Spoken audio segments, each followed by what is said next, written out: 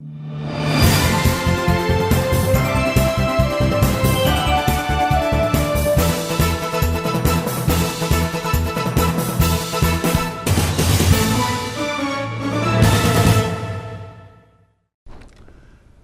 my good friends. Welcome to the show. My name is Jack Chow. The show is East West. You are with G&E TV.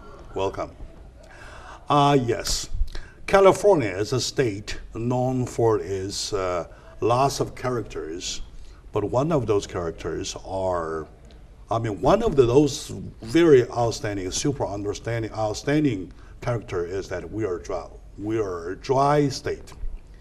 We're always dry. Drought is always a situation, but this year we're facing a devastating challenge. So today, once again, we're talking about California water, especially Southern California, the metropolitan area.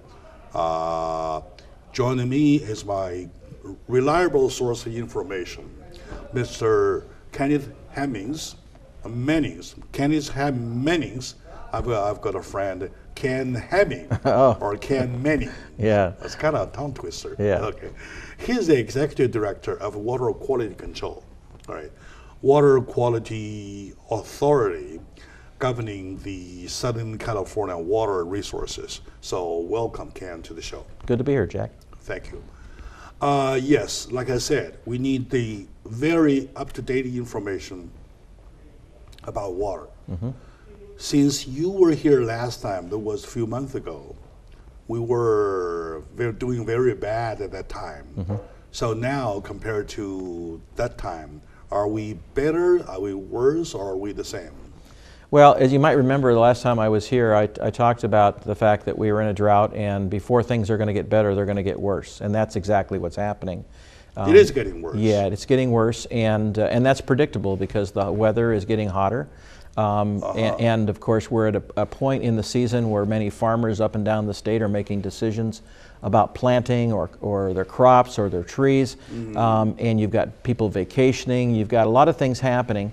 And so the use of water at this time of year generally goes up. And in this particular case, we don't have as much water to share around the state of California, so there's a lot of panic right now about what are we going to do. Luckily, in Southern California, there's no need to panic if we all participate in conservation around our homes and in our homes and in our businesses. And if we're able to do that, we should be able to get through this summer and in through the fall and into our rainy season without too much trauma. But if we don't, if we ignore it, then I think you're going to see a lot more in terms of restrictions from both the state of California and local government. So to understand the overall picture a little better though, is there any statistic number for us to see how bad we're doing, and even worse, how worse compared to last time? Any kind of numbers to indicate that? Well, first of all, you got to go back to the last we're in a 3-year drought, and the last 2 years of this drought are the worst 2 years in recorded history in rainfall in California. Oh, I see. So we have had less than 5 inches of rain both of the last 2 years. Less than 5 inch is something like that. Like that. Something like that, yeah. Which is really interesting because in the Midwest you hear about rainstorms where they drop 5 inches in an hour. Storms, yes. And here in California we've had an average of 5 inches in the entire year in the Southern California area.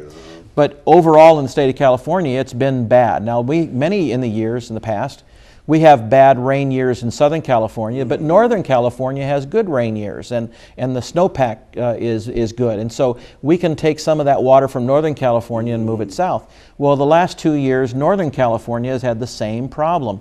They have had less than half of their normal rain the last 2 years. I see. And the third year of the drought, it was still less than normal. So we haven't been able to stockpile water for the last 3 years in a lot of our reservoirs and groundwater basins. In general, being dry is the nature of California. Yeah. But looking back into history though, how often this kind of scenario happens?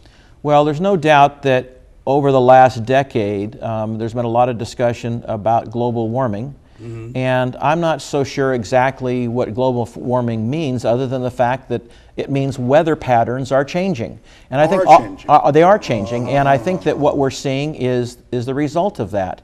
Where we used to have a one rain year about every 5 to 7 years, a good, really solid rain, that may be going out to 7 to 10 years now. So we're going. There's no doubt we're going to have more extreme weather conditions.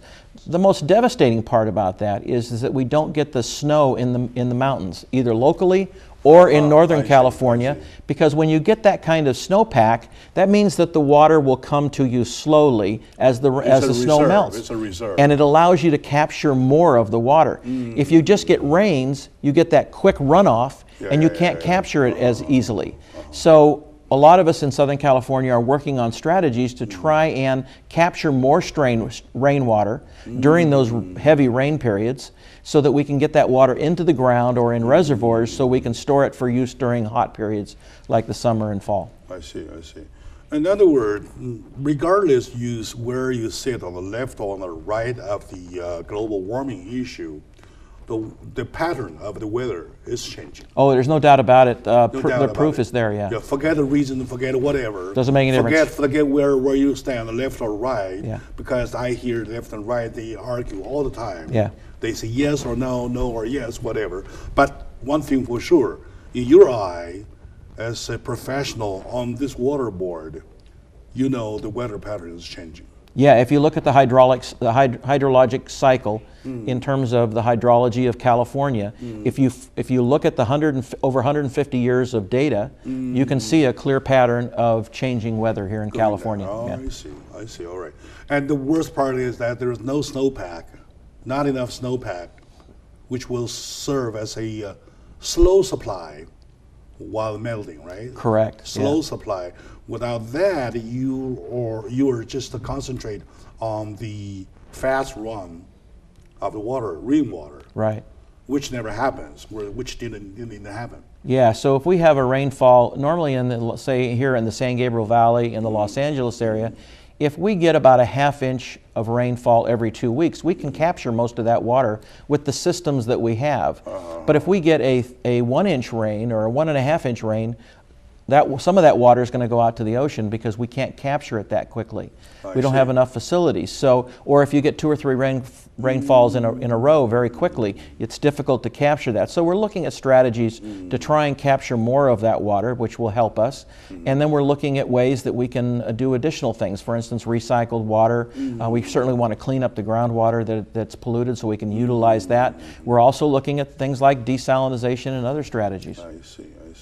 So, to look at the global Earth, though, we have only limited water, limited amount of water on the global Earth, either in the ocean or in the river, whatever. They circulates, and the arm that spins the wheel is the weather.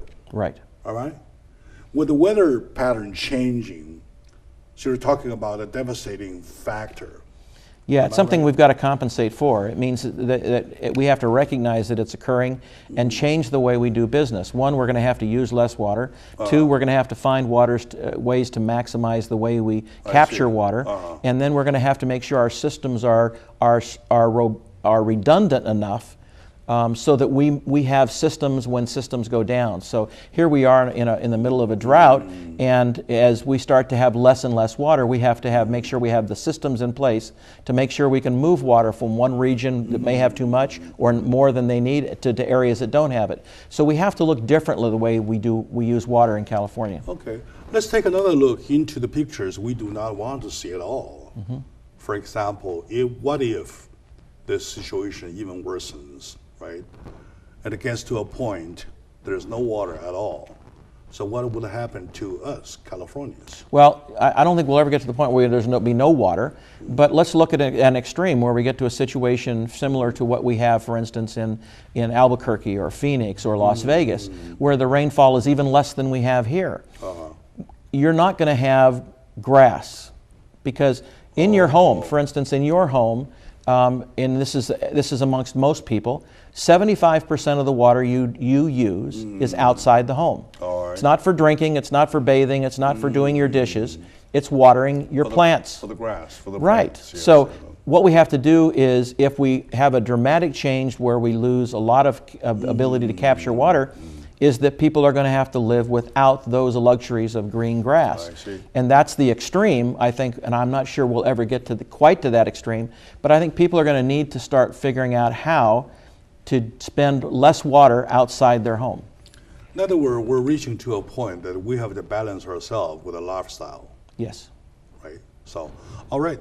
Today with my good friend, Mr. Mannings, we're talking about the water supply. He is the executive director of the Quality Water Control, which is the authority about our water, which is the professionals about our water. So here's the word I can confirm. We can confirm to our audiences that we are at a very critical moment. No need to panic, but you have to be alerted. Yes. Right? That's right. You have to be warned. Let's take a short moment out. When we come back, we'll find out how we can balance and, well, anyway, okay, there's a lot to talk about. So stay with us. We'll be right back.